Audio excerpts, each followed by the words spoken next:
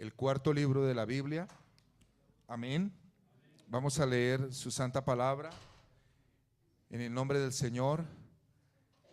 Dice así en el nombre de Cristo. Números 13, 26 dice: y anduvieron y vinieron a Moisés y a Aarón y a toda la congregación de los hijos de Israel en el desierto de Parán, en Cades, y dieron la información a ellos y a toda la congregación, y les mostraron el fruto de la tierra, y les contaron diciendo: nosotros llegamos a la tierra a la cual nos enviaste, la que ciertamente fluye leche y miel, y este es el fruto de ella.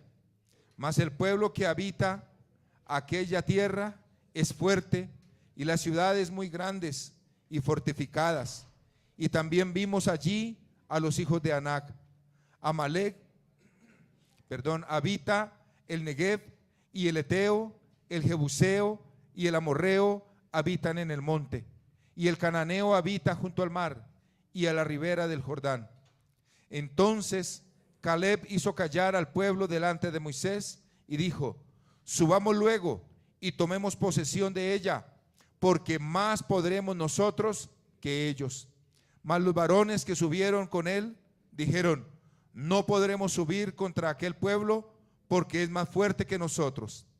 Y hablaron mal entre los hijos de Israel de la tierra que habían reconocido, diciendo: la tierra por donde pasamos para reconocerla es tierra que traga a sus moradores, y todo el pueblo que vimos en medio de ella son hombres de grande estatura. También vimos allí gigantes, hijos de Anac, raza de los gigantes, y éramos nosotros, a nuestro parecer, como langostas, y así les parecíamos a ellos. Amén. Gloria a Dios. Tenga la bondad de sentarse. Quiero hablar, hermanos, qué hacer cuando no se sabe qué hacer. Yo creo que todos hemos estado en circunstancias, en situaciones donde no sabemos cómo actuar, cómo proceder, qué camino tomar. Aquí la historia que he tomado para ilustrar la enseñanza nos cuenta de Israel en el desierto, camino a la tierra prometida. Están entre Egipto y están entre la tierra prometida. Resulta que el pueblo envía 12 espías. El pueblo de Israel nace, para quienes de pronto no lo saben o no lo recuerdan, nace de una familia, un padre de familia que tuvo 12 hijos. Son las 12 tribus de Israel, así se llaman, así las llaman, o 12 clanes o 12 familias, agrupaciones. Cada uno de esos hijos se fue formando su propia descendencia y llegó a ser un pueblo numeroso. Algunos calculan que a estas alturas el pueblo podría estar sumando 1,5 millones, 2 millones, 2,200,000 de habitantes. Eso es bastantísima gente, eso es muchísima gente. Entonces el pueblo sale todo de Egipto, del yugo, sale de la opresión en Egipto de Faraón, y van camino hacia la tierra prometida. Están todos allí en el desierto. Entonces Moisés, el líder, el jefe de estado podríamos llamarlo, envía un representante de cada una de esas 12 familias, de cada una de esas 12 tribus, a reconocer la tierra. Entonces cuando ellos van, traen fruto, traen muestras de lo que encuentran allí en la tierra prometida. Le llaman Canaán, otros le llaman Palestina, y traen frutos. Dice que eran tan grandes los frutos que había allí en la tierra, que por ejemplo para traer uvas tenían que traerlas en los hombros de 2 personas, de 2 hombres. Imagínense ustedes cómo sería la clase de frutos, los racimos, las uvas, y ellos las traen. Entonces, mis queridos hermanos, los 12 espías van, recorren la tierra, nos cuentan los versículos 29, sobre todo el 29, nos dice quiénes moraban en esa tierra. Esa tierra había sido prometida por Dios a Abraham, el padre de la nación israelita, unos 430 años antes. Por supuesto, 430 años antes, esa tierra estaba despoblada, no había morador, pero 400 años 30 después, resulta que está habitada por amalecitas, los eteos, jebuseos, amorreos, estaban allí, cananeos, y habían ocupado ese sector, y resulta que eran pueblos de gran estatura. En esos días lo que ocurría era que los pueblos más fuertes, guerreros, dominantes, sometían a los otros, venían, los robaban, los esclavizaban, era el saqueo. Y por supuesto, para ellos estar firmes, seguros en esa tierra, tenían que ser fuertes, hacerse respetar. Y esa era la tierra que Dios le había prometido a Abraham hacía 4 siglos. No obstante, dentro del reporte que ellos traen, porque ellos dicen, sí, evidentemente la tierra fluye leche y miel.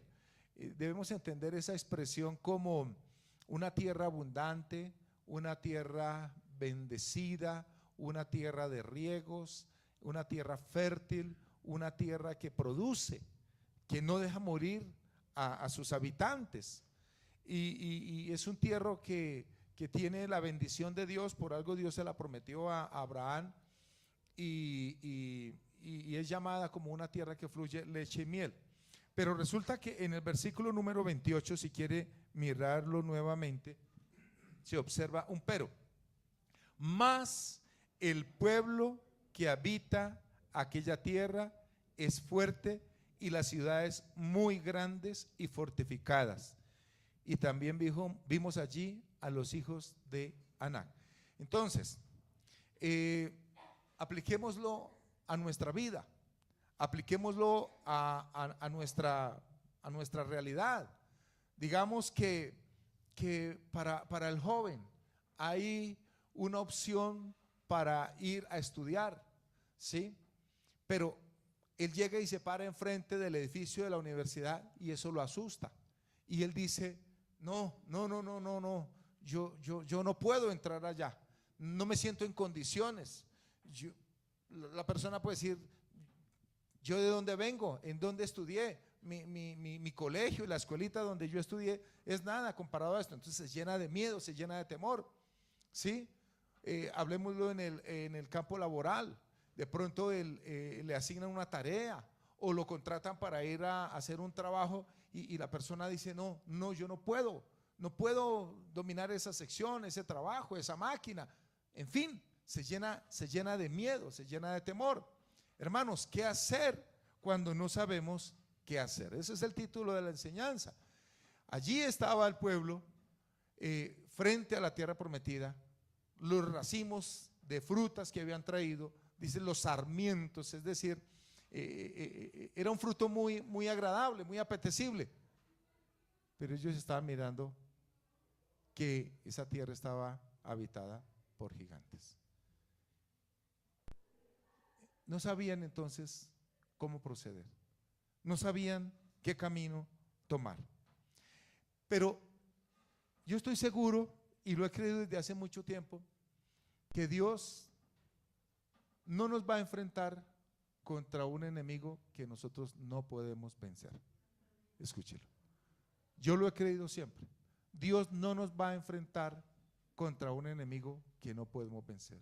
Dios no nos va a poner un trabajo que no podemos desarrollar. Dios no nos va a poner a hacer algo que nosotros no podemos. Empezando porque primero contamos con el respaldo y la bendición de Dios. Amén. Y así, yo puedo citar muchísimas ilustraciones de desafíos, de retos que se nos presentan y nos llenamos de miedo, de temor, nos asustamos, no sabemos qué hacer. ¿Sí? Hermanos, claro, también pueden ser problemas, pueden ser dificultades, pueden ser adversidades. Aparentemente son cosas imposibles, pueblos imposibles de conquistar, pero hermanos, Dios está con nosotros. El Señor va con nosotros. Amén. Dios es nuestra fuerza. Como dice la Escritura, diga el débil, fuerte soy con el poder del Señor. Amén. Gloria a Dios. Hermanos, uno se pregunta por qué Dios le ofreció esa tierra ya habitada al pueblo de Israel, ¿por qué no los llevó a otro lugar? Yo puedo mencionar tres cosas. Primero que todo, la tierra es del Señor. La Escritura nos dice: de Jehová es la tierra y su plenitud del mundo y los que en él habitan. Hermanos, si Dios lo ha prometido, hermanos, Él lo va a cumplir. Él es el dueño de todo. Él es el dueño de todo. ¿Sí? Yo recuerdo ahora, aquí vino una señora de México. En alguna parte tengo que tener ese cassette. Fue grabado en un cassette. Y ella contaba, esto es interesante. Ella contaba que en una iglesia allá en México,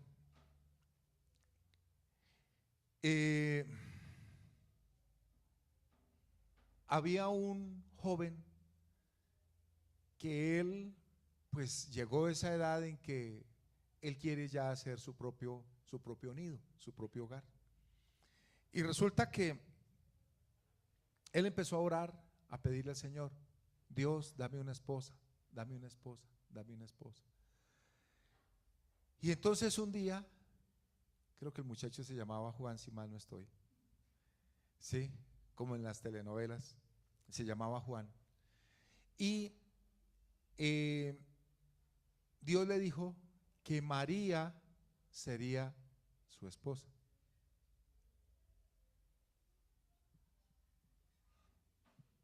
Entonces a él le pareció gran cosa ir y decirle a María, que era otra jovencita que asistía también ahí a la iglesia. Fue y le dijo: María, imagínate que Dios me dijo que tú serías mi esposa. Y él dijo: ¿Qué? Pero si es que yo por ti no siento nada. Yo no. Y él le dijo: pues Dios me dijo que tú serías mi esposa. De pronto él pensó que ella, ante esas palabras, iba a caer en sus brazos. Y resulta que ella le dijo: pero yo por ti no siento nada, nosotros nada.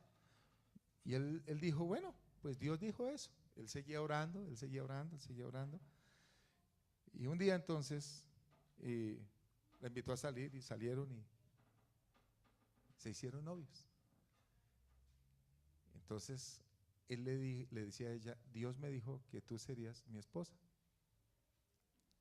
Y ella le decía: pues sí, bonita la relación, la amistad, el noviazgo que tenemos los dos, pero yo casarme contigo, nada. Y pasaron los días y le propuso matrimonio y se casaron. Y cuando se casaron él le dijo: Dios me dijo que tú serías mi esposa. Y evidentemente así fue, ¿sí? Hermanos, traigo esa ilustración porque Dios promete algo. Él es el Señor del cielo y de la tierra. Él es el Señor de la creación. Y cuando Dios ha prometido algo, hermanos, Dios lo ha prometido. Dios le prometió a Abraham que le daría un hijo. Había que esperar, ¿sí? Dios nos ha prometido muchas cosas en su palabra. Creámosle. Creamos lo que la palabra de Dios dice. Bendito sea el nombre de Jesús. Amén. Creamos lo que la palabra de Dios dice. El Señor le prometió esa tierra a Abraham y Dios lo iba a cumplir. No importaba que eso estuviera lleno de gente, de gigantes. No importaba que eso estuviera habitado por otros pueblos, que nada, hermanos. Dios sabe lo que Él promete. La Biblia dice que Dios no es hombre para que mienta. En segundo lugar, creo yo que los habitantes de esa tierra habían hecho cosas terribles que habían contaminado la tierra. En alguna parte, en el Pentateuco,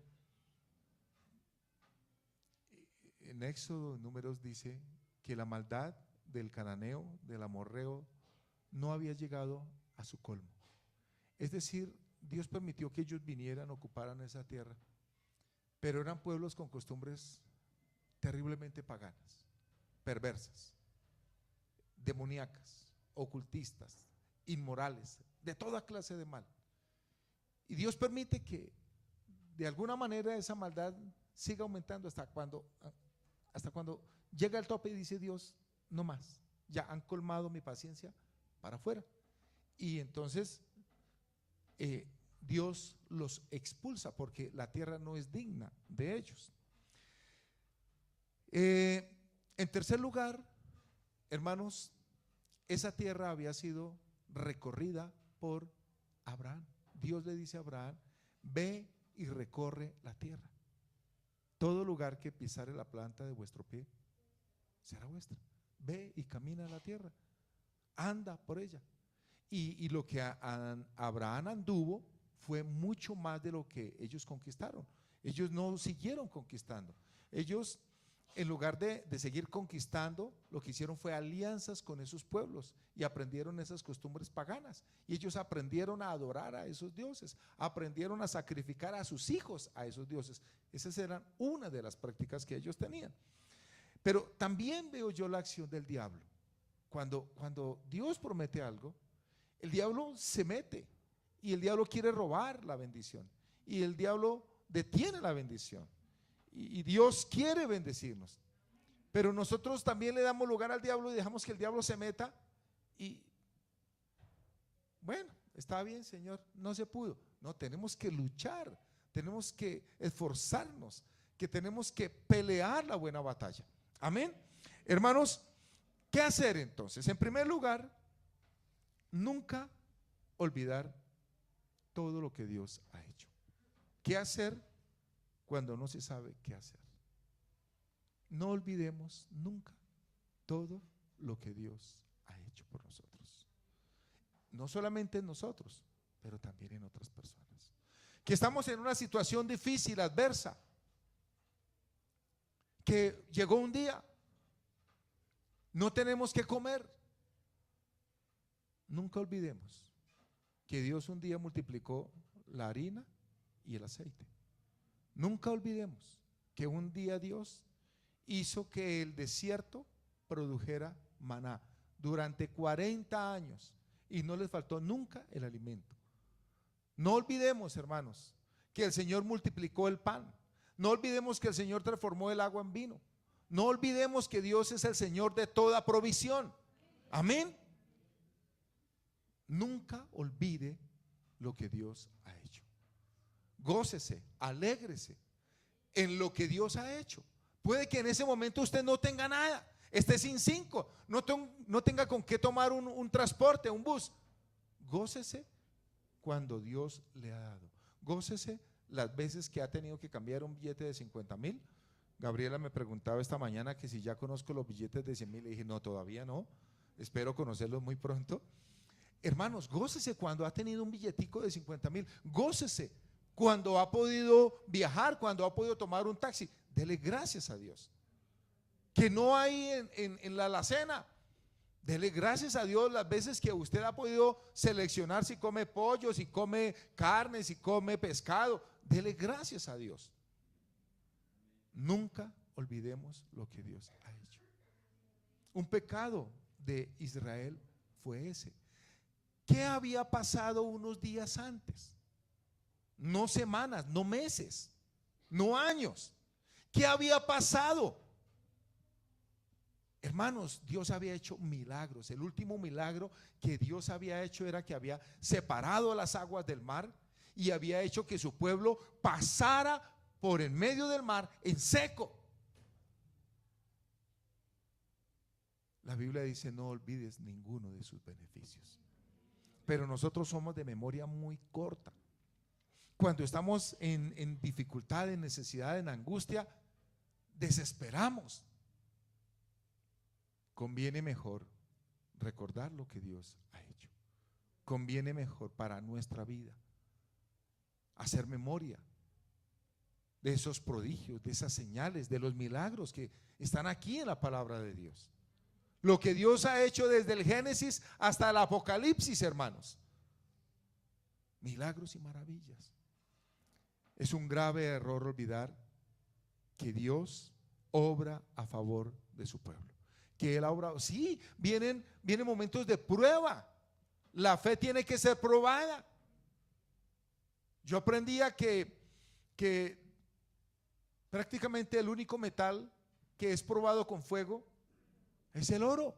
Y la Biblia dice que la fe, mucho más preciosa que el oro, tiene que ser probada con fuego. Entonces, hermanos, Dios puede estar probando nuestra fe.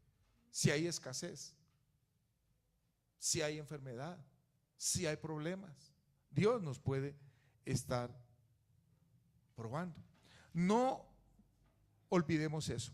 Otro error gravísimo es pensar que Dios no puede hacer nada. Estoy pensando ahora en Marta, la hermana de Lázaro. El Señor adrede detuvo su ida a Betania, al lugar, a la aldea donde ellos vivían, donde vivía Marta, María y Lázaro. Y él esperó que Lázaro muriera. Y esperó no unas horas, no un día, no 2 días, no 3 días, 4 días. Escúcheme, 4 días. Y aún Marta, cuando el Señor Jesús manda quitar la piedra donde estaba, en la cueva donde estaba sepultado Lázaro, Marta dice: Señor, hiede ya. Es decir, la descomposición. Pero el Señor también dice: ¿no te ha dicho que si crees verás la gloria de Dios? Amén, gloria al Señor. ¿Hay acaso algo imposible para Dios?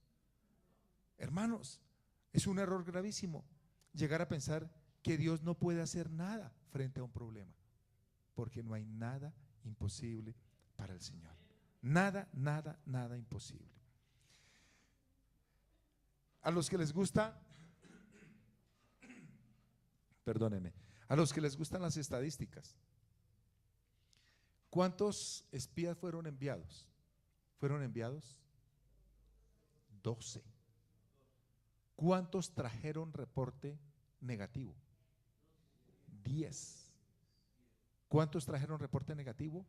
10. Por supuesto. ¿Cuántos trajeron reporte positivo? 2. Entonces yo me puse a hacer la operación. El 84% de los enviados dijo: devolvámonos, no podemos con esa gente. El 84%. El 16%, que fueron solamente 2, 16 suena hartísimo, pero no eran sino 2, dijeron: vamos, que sí podemos. Y como hay el dicho que mayoría gana, pues le creyeron a la mayoría. ¿Sabe que la fe nos permite ver cosas que la mayoría no puede ver? Puede que todo el mundo desespere en la casa, todo el mundo desespere en la familia, pero si tenemos fe, hermanos, esa fe dice que mueve montañas. ¿Cuántos de ustedes han escuchado esa frase que dice: la voz del pueblo es la voz de Dios? Eso es una mentira. Eso es una premisa falsa. Eso lo dijo un monje anglosajón que se llamaba Alcuino. Él vivió entre el año 736 y el 804 de nuestra era. Alcuino, monje anglosajón, dijo: la voz del pueblo es la voz de Dios. Y eso no es cierto. ¿Cuántas veces vemos que la voz del pueblo no era la voz de Dios? Se equivocaron. ¿Recuerdan cuando el pueblo todo adoró un becerro? Todo el pueblo cayó en idolatría. Todo el pueblo, con excepción de Moisés y Josué, que estaban con Dios en el monte. Entonces, no es cierto que la voz del pueblo es la voz de Dios. La voz de Dios es la voz de Dios. Amén. Gloria a Dios. Entonces encontramos muchos casos en los que el pueblo estaba totalmente equivocado. En la época del profeta Eliseo, todo el pueblo estaba en pos de Baal, un dios pagano, un dios perverso. Todo el pueblo. El rey Acab, la esposa del rey Jezabel, todos adoraban a Baal, pero Elías no adoró a Baal. Hubo unos profetas que fueron refugiados, tampoco quisieron adorar a Baal. Es posible que el pueblo que ocupaba la tierra prometida fuera mucho más numeroso, mucho más fuerte, fueran guerreros, mejores que los israelitas. Pero hermanos, con los israelitas estaba Dios. Amén. Pero Dios está con nosotros como poderoso gigante, dice la palabra. Como poderoso gigante. Imagínese usted el gigante más grande. Dios está cientos de veces por encima de él. No importa lo que diga el hombre, lo importante es lo que Dios diga. Amén. Los egipcios eran un pueblo también fuerte, grande, numeroso, mucho más numeroso, guerrero, más fuerte que los israelitas. De hecho, la talla de los israelitas, eso lo han dicho muchísimas veces historiadores, no era de un pueblo grande, de talla 1,90, 1,80, no, 1,60, 1,70, esa es la talla promedio de los israelitas. No era un pueblo grande. Pero hermanos, ¿qué acababa Dios de hacer con Faraón y con todos los egipcios? Los había destruido completamente. Dios los había acabado, había arrasado con esa nación que muchos dicen: ¿cómo es posible que los egipcios todavía sobrevivan hoy después de cómo quedó ese país de las 12, de las 10 plagas?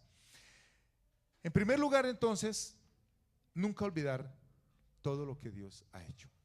En segundo lugar, ore en vez de llorar.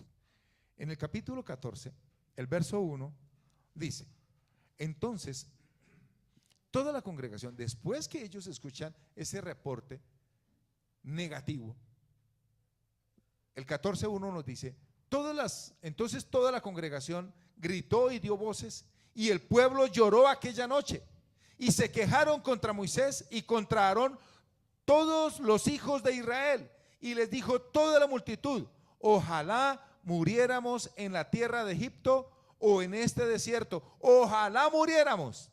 ¿Y por qué nos trae Jehová a esta tierra para caer a espada y que nuestras mujeres y nuestros niños sean por presa? ¿No nos sería mejor volvernos a Egipto? Hermanos queridos, es mejor orar que quejarse. Es mejor orar que llorar. A veces nos ponemos a llorar y lloramos y lloramos y lloramos y lloramos, pero es lamentándonos, es entristeciéndonos.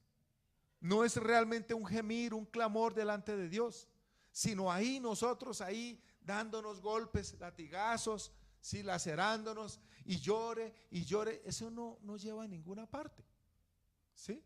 Eso no lleva a ninguna parte. En todos los hogares, en todas las casas ha sucedido. Si hay aquí algún hogar que no ha pasado eso, levante la mano. Pero en todos los hogares donde ha habido niños, Se le ha perdido el lápiz, el color, el juguete, el cuaderno. ¿Y qué hace el niño? ¿Qué hace la niña? Llore. ¿Y qué le dice la mamá? Llorando no lo va a encontrar. ¿Sí? Así le dice, llorando no lo va a encontrar. Eso pasa en todos los hogares. Pero nosotros a veces actuamos como estos niños pequeñitos, ¿sí? Y llore, llore, llore. A ver si de pronto movemos el corazón de Dios, ¿sí? El papá ve al chinito, llore, llore, llore, llore, y con ese cirilí, esa cantaleta por toda la casa y llore. Vaya, búsquelo. Lo que hace es que indisponerlo. Vaya, búsquelo. Donde lo dejó, ahí está. Nosotros nos ponemos a llorar y a lamentarnos y a quejarnos. Aquí dice que toda la congregación gritó y dio voces, y el pueblo lloró aquella noche. Lloró, no clamó, no rogó a Dios, no buscó la dirección del Señor. Y el versículo dice, y se quejaron contra Moisés y contra Aarón todos los hijos de Israel. Habían 4 personas que decían, vamos, porque Dios está con nosotros: Moisés, Aarón, Josué y Caleb. De pronto María, la hermana de Moisés y Aarón. 4 personas. El resto del pueblo, todos decían, vamos a morir, vamos a morir. Y quéjense, y quéjense. Hermanos, no nos quejemos más. Más bien, acerquémonos a Dios. Señor, glorifícate. Señor, por favor, levántate y pelea y defiende a tu pueblo, Señor. Señor, obra milagros, Señor. Roguémosle a Dios que Él actúe en medio de nuestra necesidad, en medio de nuestro problema. Cuando no sepamos qué hacer, clamémosle a Dios. Cualquiera que sea la situación, cualquiera que sea la situación, cantamos nosotros, Él obra de maneras que no podemos entender. Sí, cantamos, sendas Dios hará donde piensas que no hay. Uno a veces dice, pero ¿de dónde, Señor? ¿De dónde? ¿Cómo? Usted no se preocupe por eso. El cómo es un problema de Dios. ¿De qué manera es un problema de Dios? Usted ore y clámele al Señor y Dios se glorificará. Amén.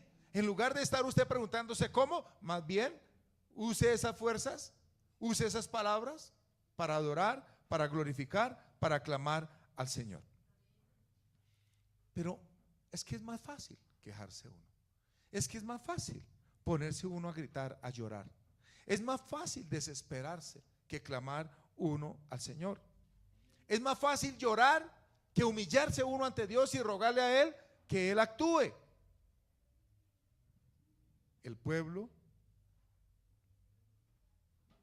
no había salido siquiera al campo de batalla. Ni siquiera había caído uno. Y ya estaban armando tremendo show. ¿Qué decían ellos? Ojalá muriéramos acá. Regresémonos a Egipto. Y entonces empezaron a armar ese drama tan espantoso. ¿Y qué será de nuestras mujeres? Y los niños, van a venir esos gigantes, se los van a llevar, se los van a cargar. Mejor dicho, armaron toda la película sin que hubiera caído ni siquiera uno. Dios hasta ese momento los había protegido. Nos dice la palabra del Señor que Dios delante iba en una columna de nube, era una nube que iba, y en la noche era una columna de fuego. Dice la palabra del Señor que cuando los egipcios perseguían a los israelitas en medio del mar, dice que Dios se hizo en la retaguardia y Dios los detuvo. Y dice que Dios desbarató los carros de los egipcios. Algunos dicen que eso son historias, son leyendas, son mitos. No. La arqueología moderna ha encontrado restos de carros por ese sector donde se estima que pasaron los israelitas. Los cobardes mueren muchas veces antes de su verdadera muerte, mientras que los valientes prueban la muerte solo una vez. Esa frase la encontré. Los cobardes mueren muchas veces antes de su verdadera muerte, mientras que los valientes prueban la muerte solo una vez. Y encontré otra. El hombre, esta me gustó hartísimo. El hombre que tiene miedo sin peligro inventa el peligro para justificar el miedo. ¿La repito otra vez? El hombre que tiene miedo sin peligro inventa el peligro para justificar el miedo. El rey Salomón, el sabio Salomón dijo que el cobarde, el temeroso, dice: afuera hay un león, me matará, mejor no salgo. ¿Sí? Y es verdad. Nosotros, el jefe nos encarga una tarea, un trabajo. Uy, no, jefe, no, uy, no, ponga otro.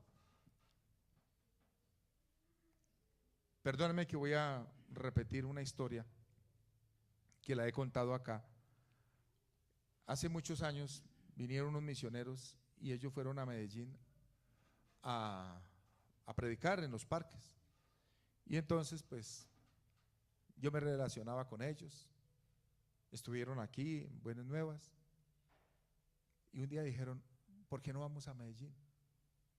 Yo trabajaba, cumplía horario, pero el viernes por la tarde quedaba libre, entonces me invitaron y me dijeron que fuera. Dije: bueno, yo salgo el viernes en la noche, me voy, estoy ya allá el sábado, domingo, me regreso y listo. ¿Quién dijo miedo? Y yo me fui por allá. Y resulta que pues yo, chévere, acompañándolos, yo llevé la cámara porque yo era el fotógrafo oficial y tomé fotos, y eso es muy fácil, ¿no? Eso es muy fácil, tomar fotos, ¿cierto, Pacho? Entonces, a Francisco le gustan las fotos. Y entonces, de pronto dijeron: vamos al zoológico. Pues yo lo primero que alisté fue la cámara. Vamos al zoológico, claro, vamos al zoológico. Entonces dijo: nos toca tomar 2 transportes, 2 buses. Entonces subimos a un bus, uno de los gringos se paró allá, se cogió de las varillas y empezó a predicar, y el otro, un colombiano, un amigo, le traducía. No, pues eso, chévere, uy, no, qué bonito, bueno, excelente, maravilloso. Nos bajamos de ese bus y nos íbamos a subir al otro bus porque había que hacer transbordo, cuando viene el gringo y me dice: le toca predicar en este bus. Yo nunca había predicado en un bus, tal vez había predicado aquí un miércoles en la noche. Le toca predicar en otro bus. Y yo le iba a decir: ¿y quién toma las fotos?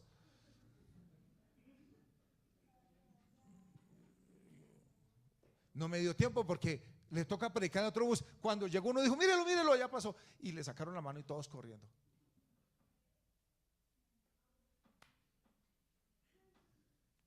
Me dijo uno: hermano, te estaremos apoyando en oración. Yo: no, sí, pues qué cosa tan buena. Y me paré yo allá detrás de la registradora. Literalmente una pierna me daba contra la otra y yo temblaba del miedo. Yo no sé qué prediqué, eso yo sudé cantidades. Ahí hablé alguna cosa, no me acuerdo. Hermanos, la vida nos presenta esos desafíos y esos retos. Y no podemos decir: no puedo. El apóstol Pablo nos enseña a decir: todo lo puedo en Cristo que me fortalece. Y Dios me fortaleció y pude hablar y compartir. Alguien vino y me dijo: hermano, lo hiciste muy bien. Yo creo que era como, lo hice tan mal que para no matarme ministerialmente. Pero así es, hermanos. En lugar de ponerme yo a lamentarme: ¿y quién me mandó a ir por allá? ¿Quién me dijo que fuera a Medellín? Eso le pasa por lambiscón, eso le pasa por… No, hermanos, No nos quejemos. El pueblo empezó a quejarse contra Moisés, contra Aarón. Ojalá muriéramos en la tierra de Egipto. Eso dice el cobarde. El cobarde se quiere ver primero muerto. Y dicen que el suicidio es el último acto de cobardía, el último acto de valentía de un cobarde.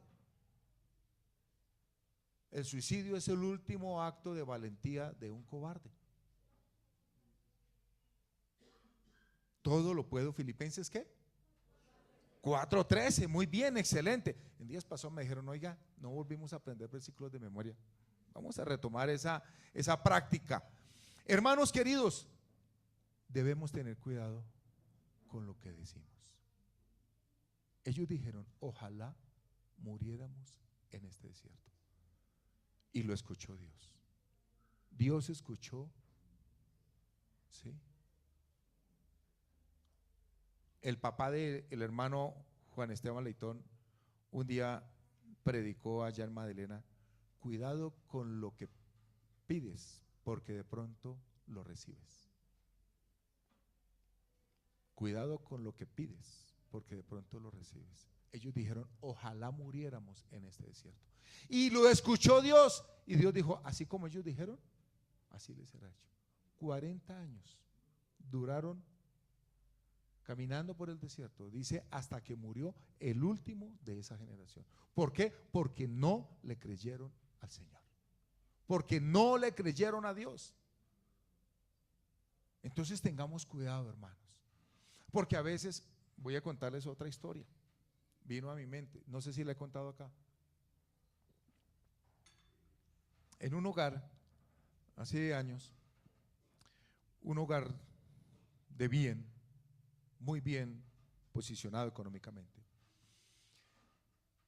un joven conoció el mensaje de salvación. Alguien, algún amigo le compartió y él se enamoró de Dios, se enamoró de Jesús. Y resulta que él llegó a la casa contento a hablarle a sus padres, muy contento, muy alegre. Papá, conocí al Señor, mire que Dios ha cambiado mi vida, mire que… Y empezó a hablarle. Y llegó el papá y le dijo, yo a usted no lo quiero ver por allá. Yo, antes de verlo a usted un cristiano, un evangélico, prefiero verlo un borracho, un drogadicto, prefiero verlo. Y empezó a decir una cantidad de cosas. Y el muchacho seguía con Dios y siguió adelante. Pasaron los años y el muchacho, el papá, cerró su corazón. Pero un día, ese papá conoció de Dios. Un día ese papá conoció el mensaje. La mamá y fueron a la iglesia y todos felices. ¿Qué pasó? El muchacho cayó en las drogas, cayó en el vicio, mal. Y se acuerda este papá, creo que él era médico, se acuerda, o médico o abogado, se acuerda él de esas palabras, cuando él le dijo a su hijo, cuando su hijo vino y le dijo, papá, he conocido el mensaje de salvación, prefiero verlo usted borracho, prefiero verlo en un bar, prefiero verlo drogadicto que verlo usted por ahí. Pues se cumplieron esas palabras. Y este hombre empezó a padecer y a llorar y a gemir y a pedirle a Dios que tuviera misericordia. Y pasaron muchos años, hasta que por fin un día Dios tuvo misericordia de ese joven y lo rescató. Pero hermanos queridos, cuidado con lo que pides, porque de pronto lo recibes. Ellos dijeron, ojalá muriéramos en la tierra de Egipto, en este desierto. Jehová nos ha traído para matarnos. ¿Cuántas? Toda la noche. Aquí no lo resume sino en un versículo, pero fue toda la noche, llorando y quejándose y lamentándose. Hermanos, ellos se habían dado vencidos antes de luchar, antes de enfrentarse contra ese enemigo, contra ese adversario. En tercer lugar, la primera es: nunca olvide lo que Dios ha hecho. Ore en lugar de llorar. Avance en lugar de retroceder. ¿Sí? Ahí sí como dice la película, retroceder nunca. Y rendirse menos, jamás.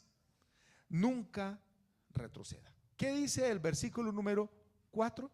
Y decían el uno al otro, 14:4, Números 14:4, y decían el uno al otro: designemos un capitán y volvámonos a Egipto. Quisieron darle golpe de estado a Moisés. Se rebelaron contra la autoridad. Hermanos, si Dios le ha sacado de allá, ¿por qué retroceder?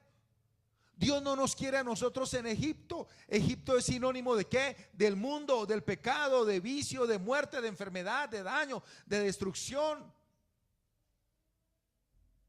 No retroceda. ¿Qué hicieron ellos? Designemos un capitán y volvamos a Egipto.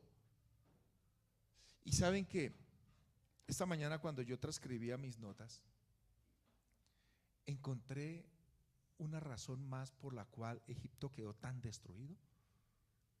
Porque es que Egipto, hermanos, ese país, léase usted esos capítulos primeros de Éxodo, después del 3, 4, 5 hasta el 12, no había sino muerte, destrucción. Ese país, hermanos, olía fétido. Las ranas, las moscas, el ganado muerto. Hermanos, eso era terrible. ¿Qué había en Egipto? Desolación. Dice la palabra que no hubo una casa de los egipcios donde no hubiera habido llanto y lamentación. Los granizos que traían destruyeron todo, las casas, destruyeron el comercio, destruyeron la vegetación, y dice que lo que no destruyó el granizo, vino la langosta y lo devoró.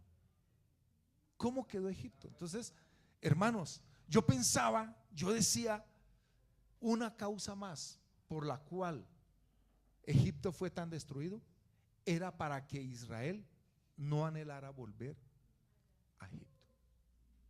Una causa más. Dios estaba castigando la soberbia de Faraón. Dios estaba castigando la injusticia que los egipcios habían cometido con los israelitas, porque los israelitas dice que construyeron ciudades y ellos los querían tener ahí de esclavos y no pagarles nada. ¿Cuántos años? 400 años. Pero Dios es justo. Dios obra justicia, y entonces le pagó a los egipcios. Aparte de eso, algunas de las plagas eran dioses que los egipcios adoraban. Entonces Dios estaba desmontando toda esa idolatría. ¿Por qué anhelar volver nosotros a Egipto? ¿Por qué? Eso es una mentira del diablo. Que en el mundo la pasa uno mejor, que con el vicio, que con la maldad en el mundo la pasa uno mejor. No, hermanos. La verdadera vida está en Cristo Jesús. Amén. No en el mundo, hermanos. ¿Qué dice la palabra? Mas el justo por la fe vivirá, y si retrocediere, no agradará a mi alma. Pero nosotros no somos de los que retroceden para perdición, sino de los que tienen fe para preservación del alma. Bendito sea el nombre de Jesús. Eso está en Hebreos 10, 37 y 38. Mas el justo por la fe vivirá, y si retrocediere, no agradará a mi alma, hermanos. Ninguno que pone su mano en el arado y mira atrás es digno del reino de los cielos. Y dice el escritor de Hebreos: pero nosotros no somos de los que retroceden para perdición, sino de los que tienen fe para preservación del alma. Ellos habían pensado inclusive en nombrarse un caudillo, un líder, darle golpe de estado a Moisés. Designemos un capitán y volvámonos a Egipto. Yo no veo por ninguna parte que ellos digan: consultémosle al Señor, preguntémosle a Dios. Esta semana estuve hablando con una hermana que está para divorciarse, Y ella, en ese hogar tienen dos varoncitos, dos hijos. Y ella me decía, yo me quiero separar. Mi esposo me ha hecho cosas terribles, me ha engañado, bueno, no quiero seguir con él. Y yo le dije, ¿usted le ha preguntado a Dios cuál es la voluntad del Señor? Pero nosotros confiamos más en nuestra capacidad, en nuestro raciocinio. Yo le decía, usted está pensando con un corazón adolorido. Usted está pensando con un corazón lleno de rencor. Y ese no es buen consejero. Un corazón lleno de rencor, de odio, nunca nos va a aconsejar bien. Entonces lo mejor es preguntarle uno a Dios. Ellos nunca le preguntaron al Señor. Nunca le dijeron, Señor, ¿cuál es tu buena voluntad? ¿Cuál es tu propósito? Pero ellos dijeron, lo más fácil aquí es, regresémonos para Egipto. Volvámonos a Egipto. Sí, los cobardes dicen eso. Los que no quieren salir a pelear, los que no quieren luchar ni batallar para obtener la victoria, para obtener la bendición, para obtener el triunfo. No le estoy echando indirectazos a nadie, pero una persona que no quiere ir a estudiar, por ejemplo, no, es que trasnochar uno hasta las 10, 11 de la noche, pero es que preparar unos exámenes, yo para los sistemas yo soy negado y ahora todo es por internet. Eso es de cobardes. No le estoy echando nada a nadie, porque no sé usted qué habrá pensado, pero la gente prefiere quedarse así, ignorante, analfabeta. Hermanos queridos,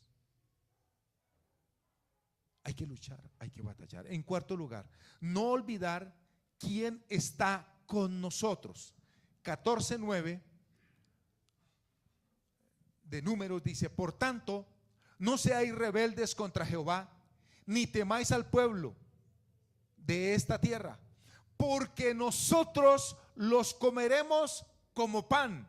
Su amparo se ha apartado de ellos y con nosotros está Jehová. No los temáis. Gloria a Dios. ¿Quién dijo eso? Josué. Josué. Hermanos, no seáis rebeldes contra Jehová, ni temáis al pueblo de esta tierra, porque nosotros los comeremos como pan. Su amparo se ha apartado de ellos y con nosotros está Jehová. No los temáis. Gloria a Dios. Sí, mis queridos hermanos, nunca olvide quién está con usted. Nunca olvide que Dios está de su lado. Si Dios con nosotros, ¿quién contra nosotros? Amén. El diablo quiere que bajemos los brazos. El diablo quiere que no sigamos luchando. Hermanos, para el cristiano, el arma número uno, la oración. La oración. Póstrese de rodillas, clámele, gímale a Dios, ruéguele a Dios. Si Dios no le ha respondido es porque no ha orado lo suficiente. Clámele al Señor, pídele a Dios: Dios, dame la victoria. Señor, concédeme la victoria. Señor, quiero levantarme victorioso, quiero levantarme triunfador, vencedor, no vencido, Señor. ¿Para qué dar lugar al temor? Ahí Josué les dice: no temáis, no temáis. El temor es algo que se contagia. El temor es algo que se aprende. Cuando venga el temor, cuando venga el miedo, la incertidumbre, tome la Biblia. La Biblia nos dice que Abraham se fortalecía en Dios, dando gloria a Dios, en tanto que llegaba la promesa. Yo no sé si Sara le decía: oiga, Abraham, ¿no sería que eso más bien fue que usted se lo soñó? Abraham, yo no sé, yo creo que a Dios se le olvidó. Pero ¿qué nos dice la Biblia? Dice que Abraham se fortalecía en fe, dando gloria a Dios. Eso, dele la gloria al Señor. Dígale: Señor, tú reinas, tú vives, tú permaneces, tú tienes el control de todo, Señor. Los médicos dicen esto, los médicos dicen aquello, pero tú gobiernas sobre todo, Señor. Tú gobiernas sobre todo, tú gobiernas sobre todo. Los muchachos se ponen a hacer una tarea, un ejercicio: no puedo, no puedo. En el nombre del Señor Jesús lo va a poder, va a seguir adelante, va a obtener la bendición. Amén, hermanos. Entonces, en cuarto lugar, no olvidar quién está con nosotros. Esas palabras de Josué todavía redundan, se escuchan hoy en día. Los comeremos como pan. ¿Qué decimos nosotros? Eso es pan comido, ¿cierto? ¿Qué significa esa expresión? Que eso es fácil, que eso se logra sin esfuerzo. Eso es pan comido. Usted piense cuánto dura el pancito. Lo cogió y se acabó. Ya, eso es pan comido. Eso es.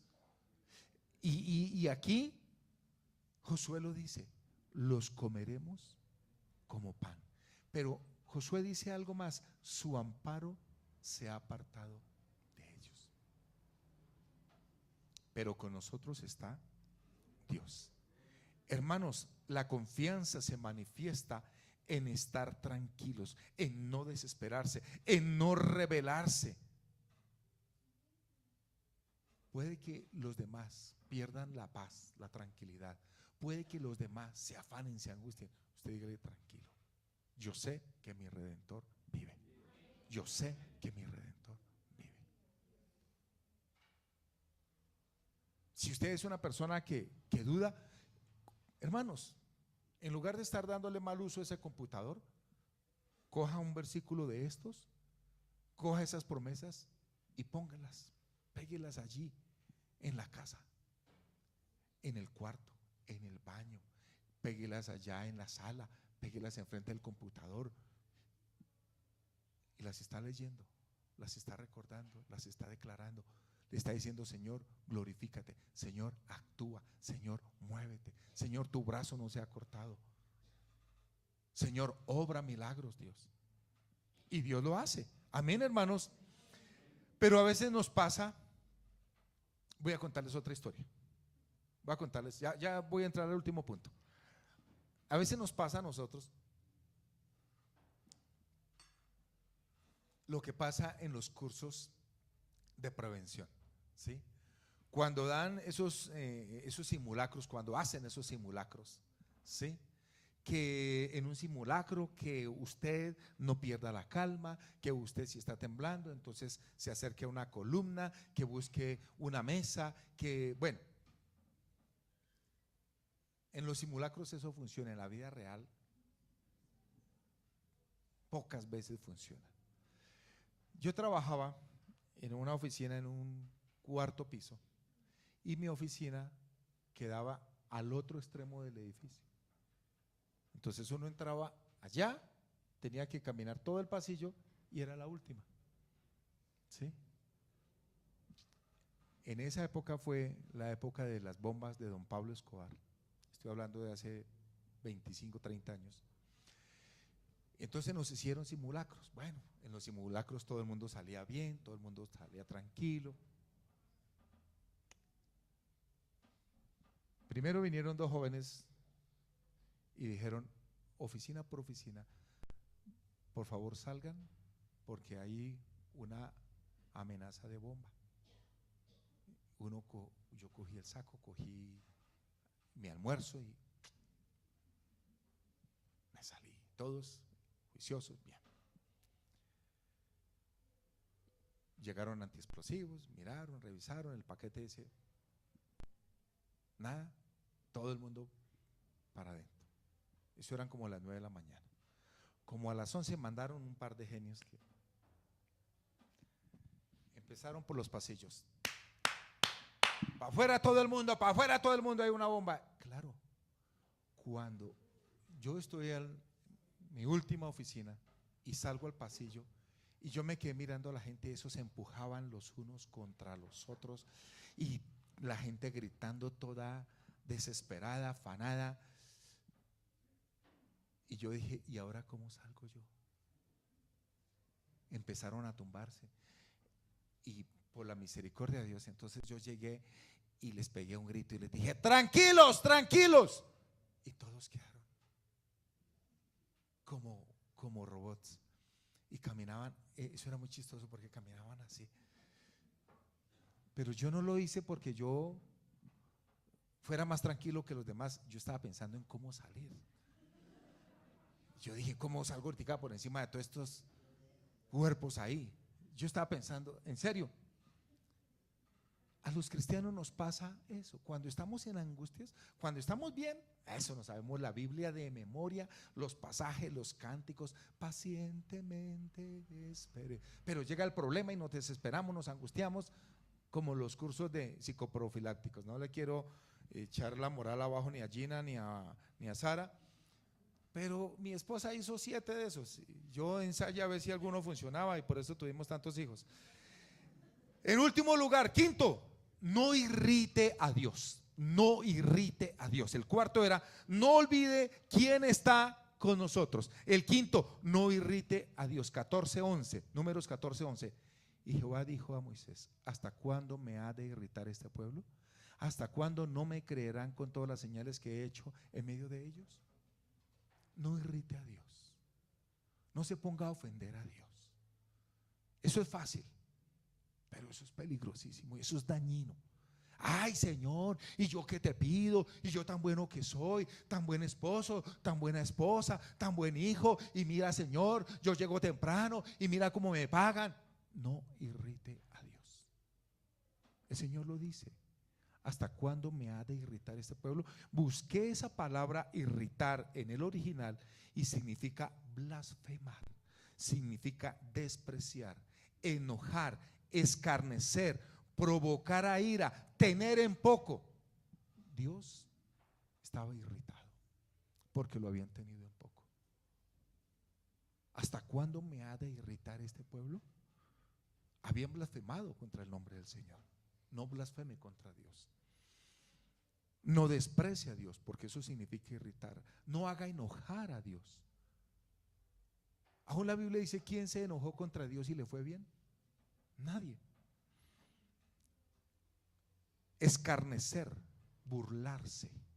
Escarnecer es burlarse. Se burlaron de Dios. Provocaron a ira y tuvieron a Dios en poco, hermanos queridos.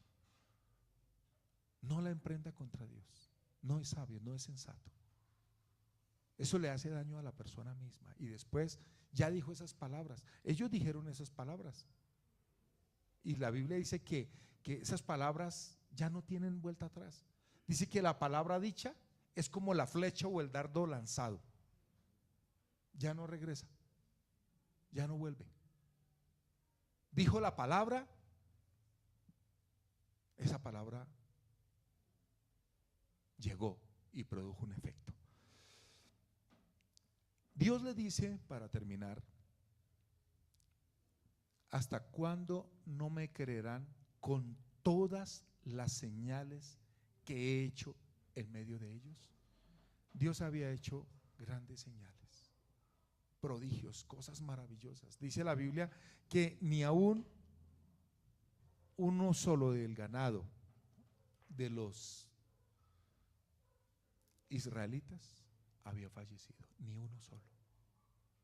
Cuando fue la plaga de tinieblas, dice que en todas las casas de los egipcios había tinieblas durante 3 días, pero en las casas de los israelitas había luz. Esos son milagros maravillosos. Y el Señor dice,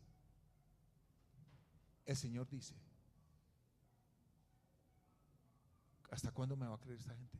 Con todas las señales que he hecho. Ellos estaban enceguecidos. Pero déjenme leerles Números 14, 36, 37. Y cierro ya la Biblia, ya cerré mi cuaderno. Números 14, 36, 37 nos dice el destino de esos días que hicieron pecar al pueblo. Dice, y los varones, ya tienen ahí, y termino. Y los varones que Moisés envió a reconocer la tierra y que al volver habían hecho murmurar contra él a toda la congregación, desacreditando aquel país. Aquellos varones que habían hablado mal de la tierra murieron de plaga delante de Jehová. Pero Josué, hijo de Nun y Caleb, hijo de Jefone, quedaron con vida de entre aquellos hombres que habían ido a reconocer la tierra. ¿Cómo murieron los incrédulos? ¿Cómo murieron los perversos? Los que hicieron pecar al pueblo, dice que una plaga cayó sobre ellos. ¿Qué hacer cuando no sabe qué hacer? Venir al Señor, acudir primeramente a Dios. Pónganse de pie, vamos a orar. No conozco su situación, no conozco en qué estado se encuentra, pero sí conozco a un Dios que es grande y todopoderoso, que nos puede ayudar.